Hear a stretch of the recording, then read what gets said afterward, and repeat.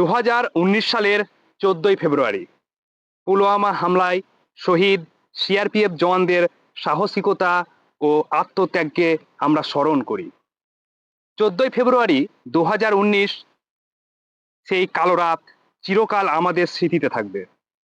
দেশ মাতৃকার সুরক্ষায় প্রাণ দেওয়া সেই 44 জন অকুতোভয় শহীদের প্রতি আমাদের শ্রদ্ধা। আপনাদের আত্মত্যাগ বৃথা যাবে না। পুলওয়ামায় সাহসী জওয়ানদের বীরত্ব ও ত্যাগের কাহিনী যুগে যুগে দেশবাসীকে অনুপ্রাণিত করবে। স্যালুট সেই বীর শহীদদের। আজকে 14ই ফেব্রুয়ারি, তাই আমরা মোমবাতি জ্বালিয়ে আমাদের সেই শহীদ বীর সন্তানদের শ্রদ্ধাঞ্জলি জানাতে চাই। পুলওয়ামা হামলায় বীর শহীদ অমর রহে, বীর শহীদ অমর রহে,